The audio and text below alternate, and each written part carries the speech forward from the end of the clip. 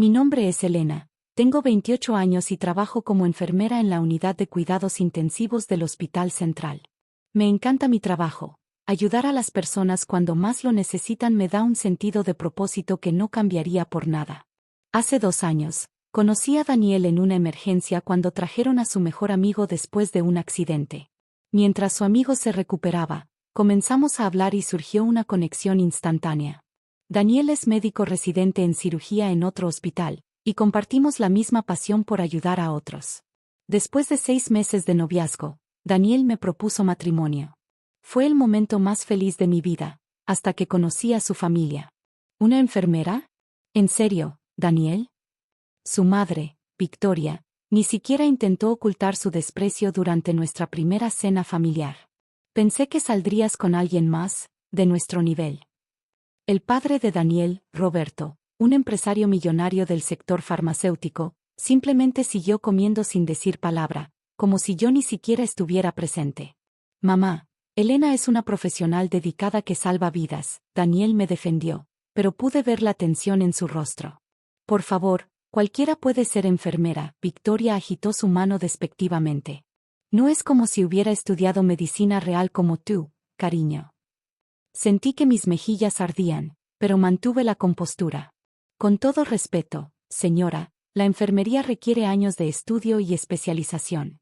Trabajamos junto con los médicos como un equipo. Victoria soltó una risa burlona. ¿Años de estudio? Por favor, mi masajista estudió más tiempo. Daniel, cariño, ¿realmente quieres desperdiciar el legado de la familia con alguien así? Daniel apretó mi mano bajo la mesa. Elena es la mujer que amo, mamá. Su profesión no tiene nada que ver con eso. Por supuesto que tiene que ver. Victoria golpeó la mesa con su copa de vino. Somos los dueños de la cadena de hospitales más prestigiosa del país. ¿Cómo crees que se verá que la nuera de los Martínez sea una simple enfermera? Victoria, Roberto finalmente habló, su voz fría como el hielo. Suficiente. No hagas una escena. Pero Victoria no se detuvo. ¿Una escena? Estoy tratando de proteger a nuestro hijo. Esta chica obviamente está tras nuestro dinero. ¿Por qué más una enfermera querría casarse con un futuro cirujano de una familia como la nuestra? No pude contener las lágrimas que comenzaron a brotar. Daniel se levantó abruptamente. Nos vamos. Cuando decidas respetar a mi futura esposa, podemos hablar. En el auto, Daniel se disculpó una y otra vez por el comportamiento de su madre. Me aseguró que no le importaba lo que ella pensara, que nos casaríamos de todos modos. Y así lo hicimos, 6 meses después, en una ceremonia pequeña a la que sus padres no asistieron. La vida continuó. Daniel y yo éramos felices en nuestro apartamento modesto, ambos dedicados a nuestras carreras en la medicina.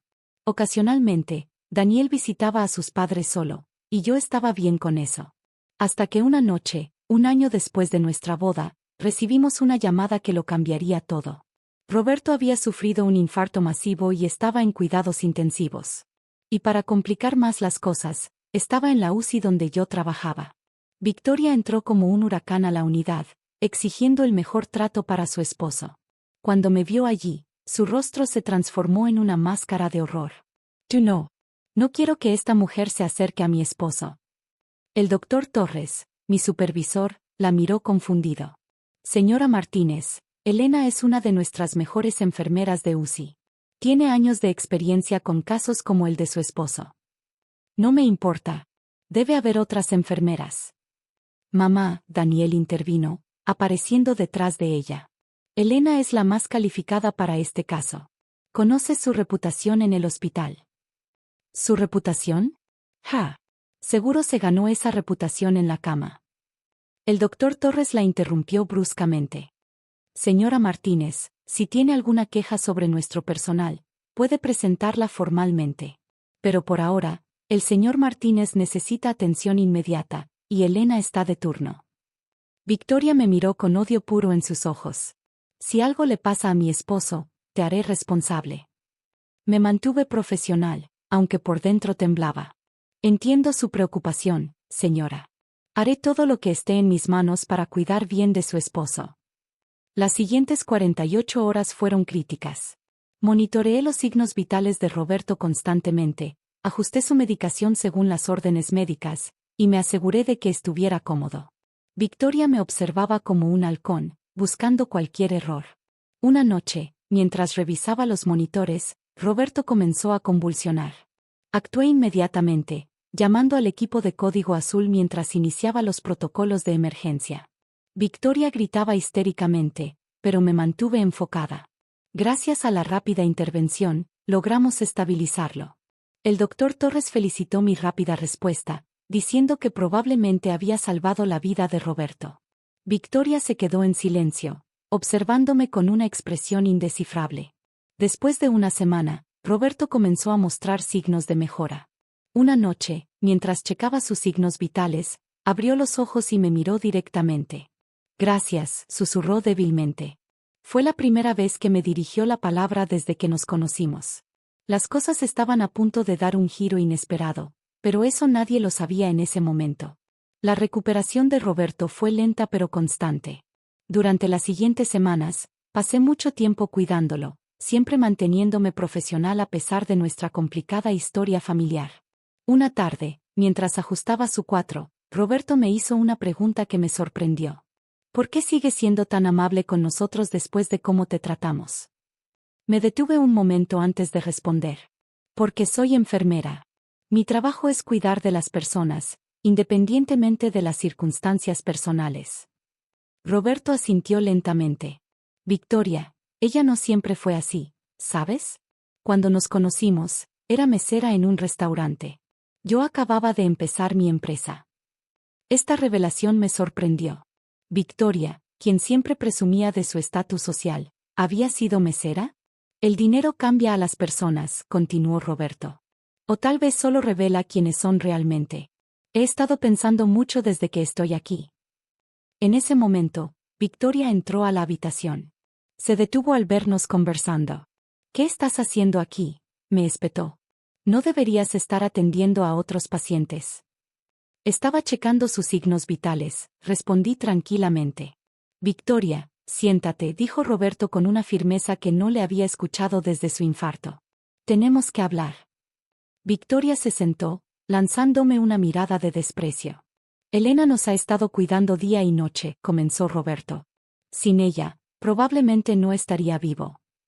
Roberto, por favor, no empieces. No. La voz de Roberto se elevó. He estado callado demasiado tiempo. ¿Te has olvidado de dónde venimos? ¿De cómo empezamos? Victoria palideció. Eso fue diferente. ¿Diferente cómo? Tú eras mesera, yo era un empresario novato. Nadie creía en nosotros. ¿Te acuerdas cómo te trataba mi familia? ¿Cómo decían que solo estabas conmigo por mi potencial? Las lágrimas comenzaron a rodar por las mejillas de Victoria. Y ahora estás haciendo lo mismo con Elena, continuó Roberto. La misma discriminación, los mismos prejuicios. En ese momento, Daniel entró a la habitación. Se detuvo al ver la escena ante él. ¿Qué está pasando aquí? Tu padre está delirando, dijo Victoria, limpiándose las lágrimas. Necesita descansar. No estoy delirando, respondió Roberto. Estoy viendo las cosas claramente por primera vez en años. Daniel, lamento no haber estado en tu boda. Lamento haber permitido que el orgullo y los prejuicios de tu madre, nuestros prejuicios, nos alejaran de ti y de Elena. Daniel se acercó a la cama de su padre, visiblemente conmovido. Elena, continuó Roberto, ¿podrías llamar a mi abogado? Necesito hacer algunos cambios en algunos documentos. Victoria se levantó de golpe. ¿Qué? ¿Qué cambios? He estado pensando mucho durante mi recuperación, dijo Roberto. Nuestros hospitales necesitan un cambio. Necesitan recordar su verdadero propósito, cuidar de las personas. Se volvió hacia mí. Elena, ¿sabías que tenemos una crisis de personal de enfermería en nuestros hospitales? Victoria insistió en recortar los salarios y beneficios para aumentar las ganancias. Victoria comenzó a protestar, pero Roberto la interrumpió. He tomado una decisión. Voy a crear una nueva división en la empresa, enfocada en el desarrollo y bienestar del personal de enfermería. Y quiero que Elena la dirija. El silencio que siguió fue ensordecedor. ¿Qué? Victoria finalmente logró decir. No puedes estar hablando en serio. Nunca he hablado más en serio, respondió Roberto. Elena tiene la experiencia práctica y la compasión que necesitamos. Además, es parte de la familia. Ella no es parte de nuestra familia, gritó Victoria. Ese es exactamente el tipo de actitud que casi destruye a nuestra familia, respondió Roberto. Y que casi me cuesta la vida. Si no hubiera sido por Elena. Victoria se levantó y salió corriendo de la habitación, sollozando. Me quedé allí, aturdida por lo que acababa de escuchar. Daniel tomó mi mano, apretándola suavemente. Señor Martínez, comencé, agradezco su oferta, pero... Por favor, llámame Roberto. Y no tienes que responder ahora. Pero piénsalo. Podrías hacer una diferencia real en la vida de muchas enfermeras. Antes de que pudiera responder, una alarma comenzó a sonar en el pasillo. Deber llamaba. Tengo que ir, dije, dirigiéndome hacia la puerta. Ve, dijo Roberto con una sonrisa. Haz lo que haces mejor. Mientras corría hacia la emergencia, mi mente daba vueltas.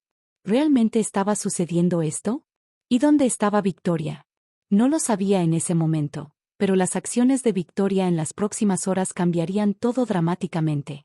Después de atender la emergencia, regresé a la habitación de Roberto solo para encontrarla vacía.